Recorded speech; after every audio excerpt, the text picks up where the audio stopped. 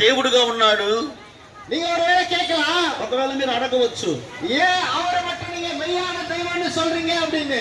ఎందుకు ఆయన మాత్రమే మీరు నిజమైన దేవుడు అంటున్నారు? இயேசு கிறிஸ்து యేసుక్రీస్తు மனிதனாய் அவதரித்து இந்த பூமிக்கு வந்ததின் நோக்கமே ఆయన మానవుడిగా ఈ లోకమునకు ముఖ్యమైన అంశము மனிதன் வாழ்ந்து கொண்டிருக்கிற இந்த பாவ உலகத்திலிருந்து அவனை பரிசுத்தத்துக்கென்று மீட்டெடுக்கும் பொருட்டாகவே அவர் இந்த உலகத்துக்கு வந்தார். ఒక మనుషుడు పాపములో పడి నశించిపోతున్న బిడ్డను లేవదీయటకే ప్రభువైన యేసుక్రీస్తు లోకమునకు మానవుడు రూపముగా వచ్చాడు. நாம் வாழ்ந்து கொண்டிருக்கிற இந்த உலகத்திலே அநேக வேதங்கள் இருக்கிறது, அநேக தெய்வங்கள் இருக்கிறது. ఈ లోకంలో మనకు అనేకమైన దేవులు ఉన్నారు. ఈ లోకంలో అనేకమైన కష్టములు ఉన్నాయి. எல்லா வேதங்களிலும் நீங்கள் ஆராய்ந்து பார்த்தால் ஒரு தனி மனிதன் வந்து எல்லாருக்காகவும் ரத்தம் சிந்த வேண்டும் என்று எழுதியிருக்கிறது. అనేకమైన గ్రంథాలు రాబడుతుంది. ఒక పరిశుద్ధుడు భూమికి రావాలి, ఆయన పరిశుద్ధ రక్తముతో ప్రతి పాపములు కడగాలి.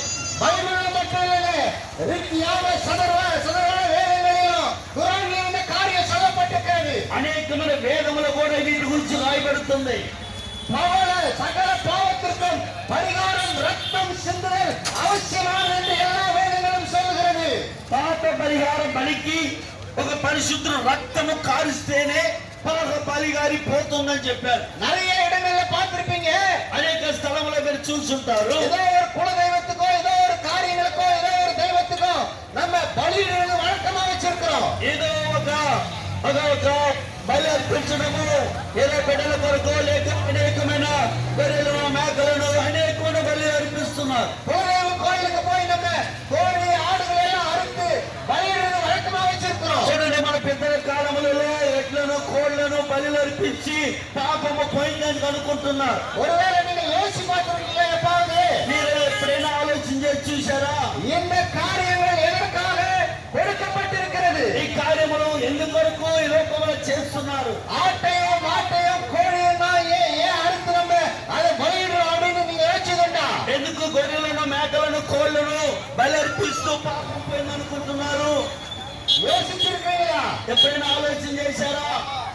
அந்த சிந்தப்படுகிற ரத்தமானது பாவங்களை நிவர்த்தி செய்யும் என்கின்ற நம்பிக்கை ஆதி நாட்களில் இருந்தே இருந்து கொண்டிருக்கிறது. మన పెద్దల కాలంలో గొర్రెల మేకల చేత పాప క్షమాపణ జరుగుతుందని మన పితరులు ఆచారంగా చేశారు. வேதம் சொல்லுகிறது, బైబిల్ చెప్తుంది, ரத்தம் சிந்துதல் அவசியமாயிருக்கிறது. రక్తము చిందుట అది ప్రాముఖ్యమైనది అంటుంది. இந்த ரத்தம் சிந்த ஒரு மனிதனும் ஒரு தெய்வமும் முன்வரவில்லை. ఈ రక్తము చిందుటకు ఏ దేవుడు ముందుకు రాలేదు. కానీ பாவத்தில் வாழ்ந்து கொண்டிருக்கிற மனிதனுக்காய் ரத்தத்தை சிந்த வந்தவர் இயேசு கிறிஸ்து. పాపములో నశించిపోతున్న వారి కొరకు తన ప్రాణం పెట్టి రక్తము చిందించాలని వచ్చిన వ్యక్తే యేసుక్రీస్తు. பாவ வாழ்க்கையிலும் சாப வாழ்க்கையிலும் அடிமைப்பட்டிருக்கிற உங்களை போன்றவர்களையும் எங்களை போன்றவர்களையும் மீட்டெடுக்க வந்தவரே இயேசு கிறிஸ்து. పాపములో నశించిపోతున్న నిన్ను నన్ను రక్షించుటకే తన రక్తము చిందించిన యేసుక్రీస్తు. நீங்க ஒருவேளை யோசிக்கலாம், இன்னும் வந்ததிலிருந்து பாவம் சாபம்னு சொல்லிட்டு இருக்கிறேன்னு. ఏది వచ్చినా మొదలుకొని పాపము శాపం అంటున్నారని உங்க மனசுல கை வச்சு சொல்லுங்க. మీరు మనసులో ఒక మనసాక్షి మీద చెప్పండి, நீங்க யாருமே பாவி இல்லைன்னு சொல்ல முடியுமா? మనమందరము పాపము లేదని చెప్పుటకు మనకు అర్హత లేదు. பாவ வாழ்க்கைக்கு ஏதுவான தவறான காரியங்கள் எதுவுமே இல்லைன்னு சொல்ல முடியுமா? మనలో పాపము లేదని చెప్పుటకు మనలో ఏ అధికారము లేదు. இந்த உலகமும் இந்த உலகத்தில் இருக்கிறவர்களும் பாவத்தினால நிறைந்திருக்கிறது என்று வேதம் சொல்கிறது. ఈ లోకమంతా పాపముతో నిండి ఉన్నదని చెప్పి దేవుడు వాక్యం చెప్తున్నది. இப்படிப்பட்ட பாவ வாழ்க்கையிலிருந்து உங்களை மீட்டெடுக்க இந்த உலகத்திற்கு மனிதனாய் பிறந்து வந்த ஒரே ஒரு தெய்வம் இயேசு கிறிஸ்துவை உங்களுக்கு சொல்லுகிறோம். ఇటువంటి పాప జీవితంలో నశించిపోతున్న మనుషులు రక్షించుటకు ప్రభువైన యేసుక్రీస్తు లోకానికి వచ్చాడు. கண்மானவர்களே, ఆ ప్రేమైన వాళ్ళరా, இந்த உலகத்தில் நிறைந்திருக்கிற பாவங்கள் அநேகமாயிருக்கிறது. ఈ లోకములో ఉన్న నిండుకొని ఉన్న పాపములు అనేకములున్నవి. உங்க மத்தியில பேசிக் கொண்டிருக்கிற நான் கூட మీ మధ్యలో మాట్లాడుతున్న సహోదరుడు కూడా போதை வசுக்களுக்கு அடிமைப்பட்டு போனேன். అకాల మత్తుకి నేను బానిస అయిపోయినాను. பீடி சிகரெட் கஞ்சாக்களுக்கு அடிமைப்பட்டு போனேன். బీడి సిగరెట్లు గంజాలు తాగుతున్నాను. ஐயோ, மீட்டெடுப்பார் ஒருவர் இல்லாமல் தனிமரமாய் விடப்பட்டேன். అయ్యో, నన్ను పైకి లేపేవారు ఎవరు లేకనే ఒంటరివాడిగా బాధపడి వేదన పడాను. நான் சொல்கிறேன், நான் பிரசங்கிக்கிற இயேசு கிறிஸ்து இவைகளிலிருந்து எனக்கு விடுதலை கொடுத்து జన్మించాడు. அந்த இயேசு கிறிஸ்துவை உங்களுக்கு சொல்லுகிறோம். ఆ యేసుక్రీస్తు గురించి మీకు చెబుతున్నాం. இயேசு பாவங்களிலிருந்து விடுதலை தருகிறவர். యేసు పాపముల నుండి విడుదలిచ్చే దేవుడు. இயேசு விபச்சார வேசித்தனத்திலிருந்து விடுதலை தருகிறவர். యేసు వ్యభిచారులను విడుదలిచ్చే దేవుడు. சகல வியாதிகளிலிருந்து விடுதலை தருகிறவர். సకల వ్యాధుల నుండి విడుదలిచ్చే దేవుడు. உன்னை பரிசுத்தமாய் மாற்றுகிற தெய்வத்தை உனக்கு சொல்லுகிறேன். పరిశుద్ధపరిచే దేవుడి గురించి మీకు చెబుతున్నాము. எனக்கு அன்பானவர்களே, ప్రియమైన వారులారా, கேளுங்களேன், கேளுங்களேன். వినండి వినండి. இயேசு வரப்போகிறார். యేసు మరల రాబోతున్నాడు. இயேசு மீண்டுமாய் வரப்போகிறார். యేసు మరల త్వరగా రాబోతున్నాడు. ஒருவரை குழந்தையாய் வந்தார். మొట్టమొదటి ఒక పసిబిడ్డ వల్ల ఈ లోకంలో జన్మించాడు. இப்பொழுதோ ராஜாதி ராஜாவாய் நியாயாதிபதியாய் வரப்போகிறார். రాజులకు రాజుగా న్యాయాధిపతిగా దేవుడు రాబోతున్నాడు. நீங்கள் பார்த்துக் கொண்டிருக்கிற இந்த வானத்தின் வழியாக அவர் வரப்போகிறார். చూస్తున్న ఆకాశ మేఘముల మీద ఆయన రాబోతున్నాడు. அவன் செய்த தண்டனைக்கு நியாய தீர்ப்பு வழங்கும்படியாய் வருகிறார். వారు వారి క్రియలు చొప్పున ప్రతిఫలం ఇచ్చి జీవితం ఇచ్చుటకు ఆయన త్వరగా రాబోతున్నాడు. அவருடைய நியாய தண்டனைக்கு ஒரு மனிதனும் தப்பித்துக் கொள்ள முடியாது. వారు వారి క్రియలను తప్పించుకుంటే ஒருவனும் தப்பித்துக் கொள்ள முடியாத ராக்காலம் வருகிறது. ఎవరు తప్పించుకోలేని చీకటి దినములు రాబోతున్నారు. நாம் வாழ்ந்து கொண்டிருக்கிற இந்த பூமி మనము జీవిస్తున్న ఈ భూమి அக்கினிக்கு இரையாய் வைக்கப்பட்டிருக்கிறது. అగ్ని గుండముల మండుచున్న మంటల పడిపోబోతాము. நீ வாழ்ந்து கொண்டிருக்கிற இந்த பூமியிலே ఈ మీరు జీవిస్తున్న ఈ భూమిలో எதையும் நீ கொண்டு போக முடியாது.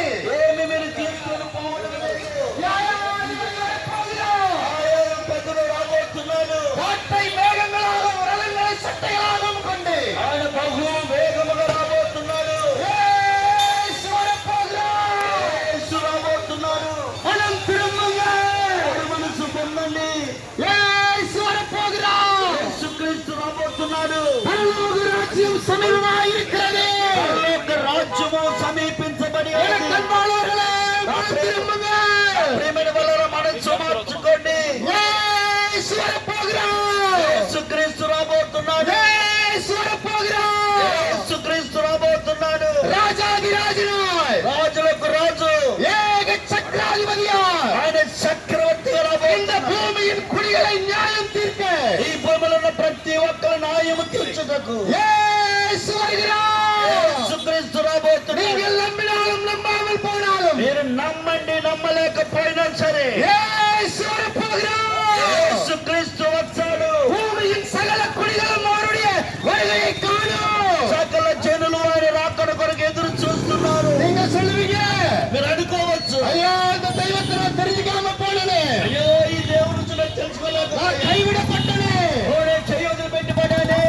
உனக்கு ஒண்ணு சொல்லட்டுமா? నీకు ఒకటి చెప్పగలుగుతా, மனுஷன் மரிச்சதுக்கு அப்புறம் ஒரு வாழ்க்கை இருக்கிறது. మనుషుడు మరణించిన పిమ్మట మనిషి ఒక జీవితం ఉంది. ஏதோ பிறந்தோம், ஏதோ சம்பாதிச்சோம், ஏதோ செலவு பண்ணோம், ஏதோ வாழ்ந்தோம் வாழ்க்கை இல்ல. ఏదో పుట్టాము, పెరిగాము, సంపాదించాము, సుఖంగా జీవించామనేది ఒక జీవితము కాదు. இந்த பூமியில பிறந்த ஒவ்வொரு மனுஷனுக்கும் இரண்டு வாழ்வு இருக்கிறது.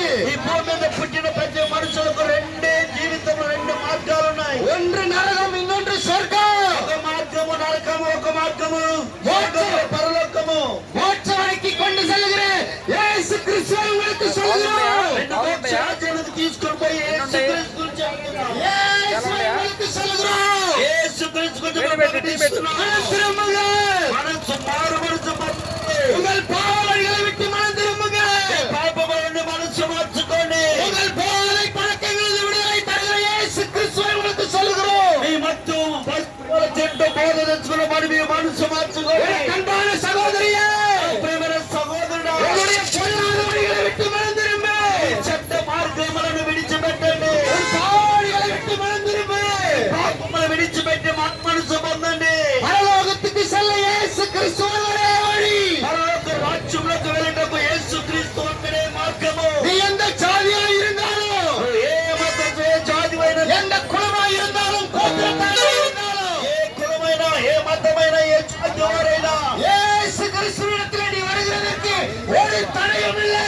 యేసుక్రీస్తుకు రావుటకు ఏ ఆటంకములు లేవు. வேதம் சொல்லுகிறது, పరిశుద్ధ గ్రంథం చెప్తుంది, இயேசுவிடத்தில் வருகிற எந்த மனுஷனையும் அவர் புறமே தள்ளுகிறதில்லையோ. యేసు యొద్దకు వచ్చిన వారిని ఏమాత్రము நீ త్రోసివేయడు. பணக்காரனாய் இருந்தாலும், ஏழையாய் இருந்தாலும், இயேசுவுக்கு நீ சொந்தமான దరిద్రుడైన యేసుకు నువ్వు సొంతమైన బిడ్డవి. அப்படிப்பட்ட இயேசு கிறிஸ்துவை உங்களுக்கு சொல்லுகிறோம். అటువంటి యేసు క్రీస్తు గురించి మీకు చెబుతున్నాం. இயேசு கிறிஸ்து யாருக்கெல்லாம் வேணும்? యేసు గురించి ఎవరికైతే కావాలి, சொர்க்க வழி யாருக்கெல்லாம் வேணும்? ఈ పరలోకం ఎవరికైతే இந்த ஜெப வேலையை பயன்படுத்தி உங்க இருதயத்துல இயேசுவுக்கு இடம் கொடுங்க. ఈ ప్రార్థన సమయం మీరు ఉపయోగించుకొని యేసు క్రీస్తుని సొంత రక్షకుడిగా అంగీకరించండి. நாங்க ஜெபிக்க போற இந்த ஜெப வேலையை பயன்படுத்தி உங்களை ஒப்பு கொடுங்க. మేము ప్రార్థించుండగా ఈ ప్రార్థన సమయాన్ని మీరు ఒప్పుకోండి. మన మధ్యలో ఉన్న రూబెన్ పాస్టర్ గారు వచ్చి ప్రార్థన చేస్తారు. ఎవరైనా సొంత రక్షణను అంగీకరించేవారు మీరు దేవునికి ఒప్పచెప్పండి. మన దైవజనులు రూబెన్ గారు ప్రార్థన చేస్తారు. ఇంతవరకు విన్న వాక్యాన్ని బట్టి ఎవరైనా ప్రభువుని సొంత రక్షకుడిగా అంగీకరించాలంటే ఎంతో సుదూర ప్రాంతం నుంచి, చెన్నై ప్రాంతం నుంచి వారి యొక్క పనులను, వారి యొక్క సమయాన్ని, వారి యొక్క ధనాన్ని వెచ్చించి మన చీరాల ప్రాంతానికి వచ్చేసి విధంగా గత 5 రోజుల నుంచి అనేక ప్రాంతాలలో సువార్త పరిచర్య జరిగిస్తూ వస్తున్నారు. ఇక్కడ ఉన్నవారందరూ కూడా యవనస్తులు ఉన్నారు, వీరిలో పోలీసులు ఉన్నారు, లాయర్స్ ఉన్నారు, పెద్ద పెద్ద ఎంప్లాయీస్, గవర్నమెంట్ జాబు, వీళ్ళందరూ కూడా ఈ యొక్క 6 రోజులు ఈ యొక్క చీరాల ప్రాంతంలో సువార్త పరిచర్య జరిగించాలని వారి ధనాన్ని, వారి సమయాన్ని, వారి బిడ్డలను, వారి కుటుంబాలను విడిచిపెట్టి వచ్చి యేసు క్రీస్తుని గురించిన శుభవర్తమానాన్ని ఈ లోకంలో, ఈ యొక్క ప్రాంతంలో తెలియజేస్తున్నారు. అందును బట్టి దేవుని నామానికి మహిమ కలుగును గాక. చిన్న ప్రార్థన చేసుకుందాం. జీవాధిపతిని వందనాలు, సర్వశక్తిమంతుడానికి స్తోత్రాలు. మమ్మల్ని ప్రభువా మీరు ప్రేమించిన దేవుడిగా ఉంటున్నారు. మమ్మల్ని మా యొక్క పాపము నుండి విడిపించి విమోచించి మా కొరకు ప్రభువా మీరు చిందించిన మీ పరిశుద్ధమైన రక్తాన్ని బట్టి మీ వందనాలు, స్తుతులు, స్తోత్రాలు చెల్లిస్తున్నాం.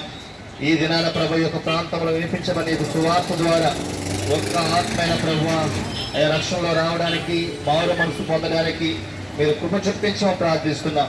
అయ్యా ప్రభువు నందు మీ ప్రయాస వ్యర్థం కాదని ఈ వాక్యం అందు మీరు సెలవిచ్చారు. సర్వలోకములకు వెళ్ళి సర్వ సృష్టికి సువార్తను ప్రకటించండి అని ప్రభు నీ ఆజ్ఞను ప్రభువా దేవుని బిడ్డలుగా ప్రభు మాకు మీరు తెలియజేస్తున్నారు. ఆ వాగ్దానం చేత పట్టుకొని, ఆ వాక్యను చేత పెట్టుకుని ఆయన మరి తమిళనాడు నుంచి, చెన్నై ప్రాంతం నుంచి ప్రభువ వేరొక ప్రభువ దేశానికి, రాష్ట్రానికి వచ్చిన ఆయన ఈ సువార్తను ప్రకటిస్తుండగా ప్రభువ ఈ వాక్కుల ద్వారా ఒక్కరైనా ప్రభు రక్షణ రావడానికి, మారు మనసు పొందడానికి, నిన్ను సొంత రక్షకుడిగా అంగీకరించడానికి మీరే కృప చూపించి మీరు నడిపించమని యేసు నామములో అడిగి వేడుకొని ప్రార్థించుకొనుచున్నాము తండ్రి.